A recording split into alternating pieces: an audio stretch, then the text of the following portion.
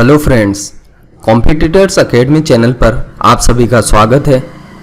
आज की इस वीडियो में दोस्तों हम मॉडर्न हिस्ट्री के social religious organisation and movement topic को कवर करेंगे।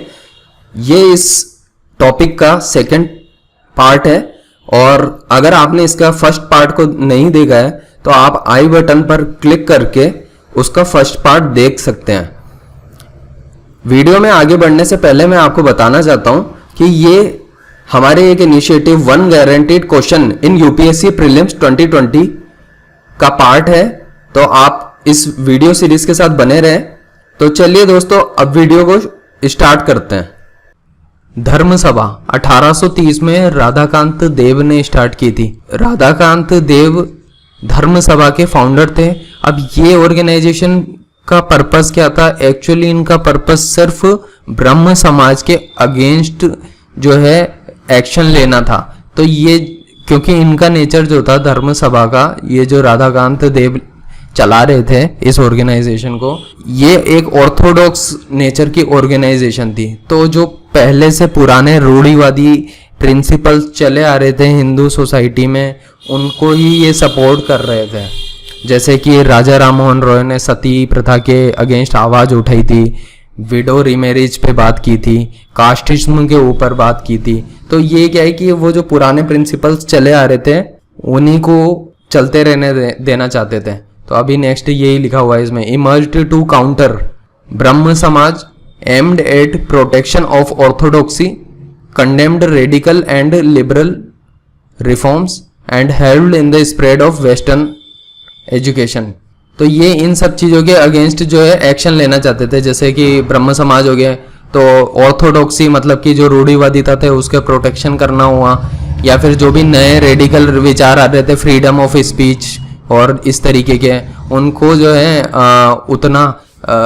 उतना सपोर्ट नहीं कर रहे थे। लिबरल जो व्यूज़ थे, लिबरल रिफॉर्म्स थे कि भाई सती प्रथा नहीं होनी चाहिए, उसको जो है ओपोज कर रहे थे। इसके अलावा नेक्स्ट ऑर्गेनाइजेशन है विडो रीमैरिज एसोसिएशन।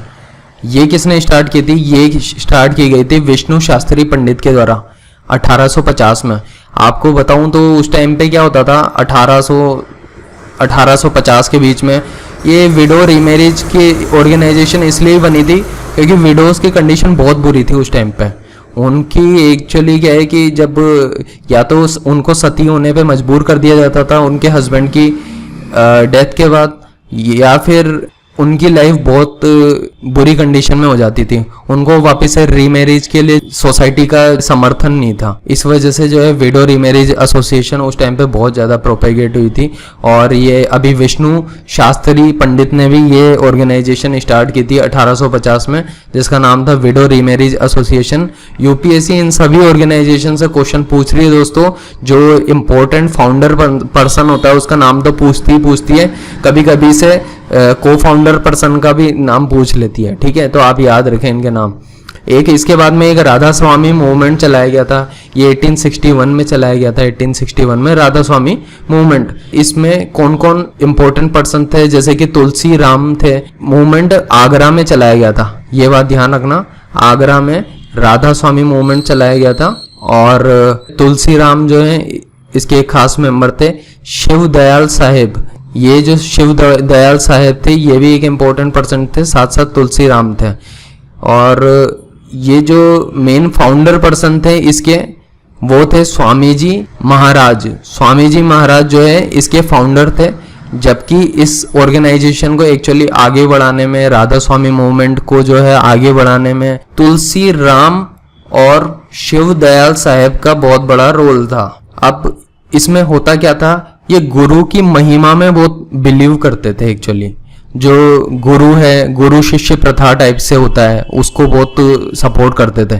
तो इसमें क्या लिखा हुआ है कि priests believe in one supreme being, मतलब एक ईश्वर में विश्वास पे इनका बहुत विश्वास था। इसके अलावा जो गुरु सुप्रीम पोजीशन मानते थे ये, और सिंपल सोशल लाइफ होनी चाहिए फॉर बिलीवर्स। सत्संग को प्रमोट करते थे कि भाई सत्संग होना चाहिए। आपको पता होगा किस तरह से सत्संग होता है। आज के टाइम पे आपको पता होगा ये इस्कॉन ऑर्गेनाइजेशन है, वो भी सत्संग को बहुत प्रमोट करती है। हरे कृष्ण हरे राम वाला जो ग्रुप है उससे आपको आइडिया लग जाएगा। इसके अलावा ये किस चीज़ पे स्ट्रेस देते थे? Stress on achieving spiritual fulfilment without giving up material life. तो मतलब इंसान को जो है गृहस्थ आश्रम को छोड़ने की कोई ज़रूरत नहीं है, आप गृहस्थ आश्रम के साथ साथ ही स्पिरिचुअल अपलिफ्टमेंट भी कर सकते हो। इस तरफ राधा स्वामी मूवमेंट का जोर था। किसके द्वारा स्टार्ट किया गया था? स्टार्ट तो स्वामी जी महाराज ने किया था। कहाँ पे था? आगरा में। लेकिन इसको बढ़ाया किसने था? तुलसीराम और शिव दयाल साहेब के द्वारा बढ़ाया गया था आगे। एक ये मूवमेंट भी था दोस्तों, ये नामधारी और कोका मूवमेंट था। नामधारी और कोका मूवमेंट, नाम से ही ऐसा पता चल जाता है कोका कि भाई ये सिख से रिलेटेड था। थोड़ी इस पंजाबी टर्म है ना, तो इसलिए ये सिख से रिलेटेड मूवमेंट था। और ये कहाँ पे चल रहा था? ये नॉर्थ वेस्ट फ्रंटियर प्रोविंस जो कि पाकिस्तान की साइड में था, एंड बेनी लुधियाना डिस्ट्रिक्ट में पंजाब में चल रहा था ये मूवमेंट। और चलाया किसके द्वारा गया था ये? तो भाई बालक सिंह और बाबा राम सिंह के द्वारा चलाया गया था। तो भाई बालक सिंह, तो बालक आसानी से याद हो सकता है, बालक जैसे टर्म से याद हो जाएगा कि कोका मूवमेंट चलाया गया था, नामधारी और कोका मूवमेंट, ये भाई बालक सिंह और बाबा राम सिंह। अब एक और खास बात ये कि ये नामधारी जो है ना, ये एक तरीके से कह सकते हैं कि सिख में जो है लोअर कास्ट की तरह ट्रीट किया जाता था इनको, तो इसलिए जो है ये मूवमेंट चलाया गया था। प्रार्थना समाज, अब बात करते हैं थोड़ा प्रार्थना समाज जो कि बॉम्बे में एस्टेब्लिश की गई थी। आपको पता होगा कि जो मॉडर्न इंडिया की हिस्ट्री है उसमें काफी ज्यादा कोलकाता, अगर हम बात करें तो कोलकाता, बॉम्बे और मद्रास की इंपॉर्टेंस होती है। तो यहीं पे मेनली जो मेजर ऑर्गेनाइजेशन बनी है वो इन्हीं जगहों पे बनी हुई है। जैसे कि अभी प्रार्थना समाज की बात करें तो ये बॉम्बे में बनाई गई थी। कब बनाई गई थी? 1867 में। ईयर भी मैंने मेंशन किए हैं, वो इसलिए किए हैं दोस्तों क्योंकि क्रोनोलॉजी पूछी जाती है, आपको ध्यान रखने ये ईयर्स कौन सी ऑर्गेनाइजेशन कब बनी है, किस बंदे ने ये ऑर्गेनाइजेशन बनाई है, ये बहुत इंपॉर्टेंट होता है। ठीक है, जैसे कि प्रार्थना समाज आत्माराम पांडुरंग ने स्टार्ट की थी, आत्माराम पांडुरंग ने। बाकी इसमें और एक्स्ट्रा मेंबर कौन थे? गोविंद रानाडे इसके चीफ मेंटर थे, और आरजी भंडारकर हो गए जैसे, और एनजी चंदा वर्कर। तो ये आपको नाम याद रखने अच्छे से। आत्माराम पांडुरंग, इस पे यूपीएससी ऑलरेडी क्वेश्चन पूछ चुकी है, वापिस से फिर से पूछ सकती है। 1867 में आत्माराम पांडुरंग ने गोविंद रानाडे और आरजी भंडारकर, एनजी चंदा वर्कर को चंदा से याद कर लो, और गोविंद रानाडे, ये रानाडे काफी फेमस थे। जितने भी रानाडे ये है ना मुंबई या महाराष्ट्र इधर ही एरिया में मिलते हैं। ठीक है, तो आपको ये रानाडे से भी गोविंद रानाडे याद हो जाएगा। बाकी आत्माराम पांडुरंग है तो इसको पांडु से याद रख लो यार। अब इसका पर्पस क्या था?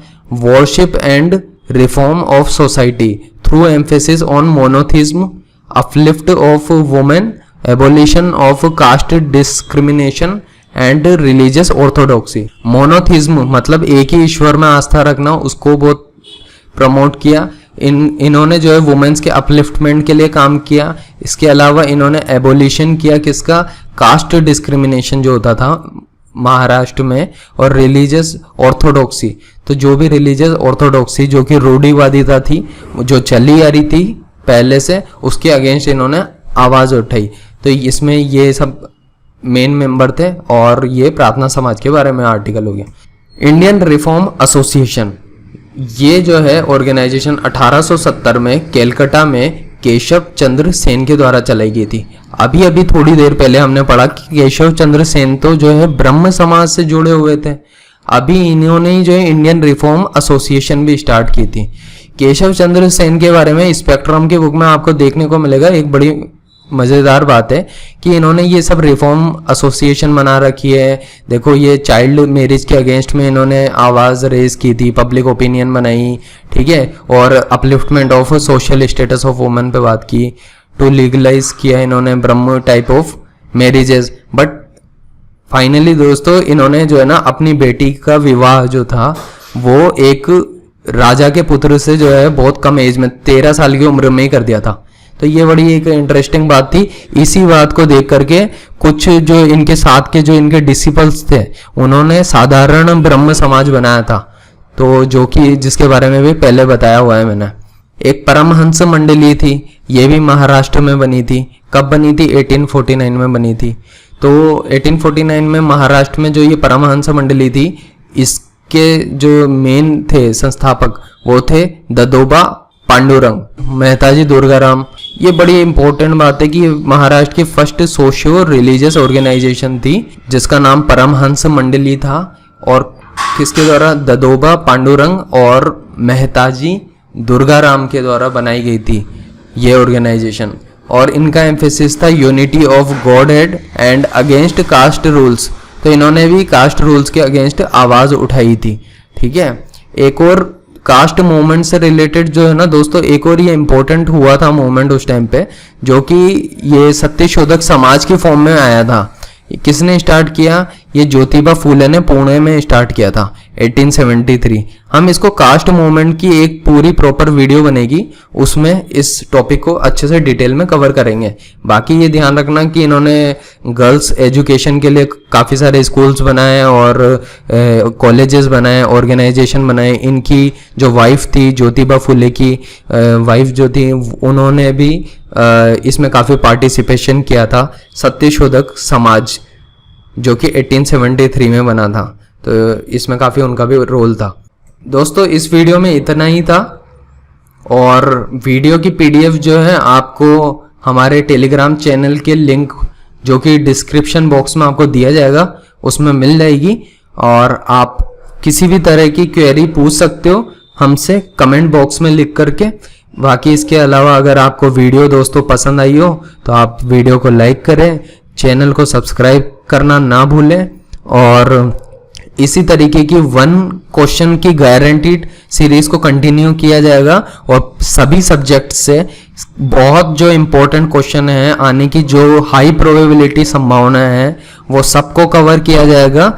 और तो आप इस चैनल से जुड़े रहिए, अपने दोस्तों के साथ भी शेयर करें। दोस्तों इस वीडियो को अंत तक देखने के लिए दोस्तों बहुत बहुत धन्यवाद।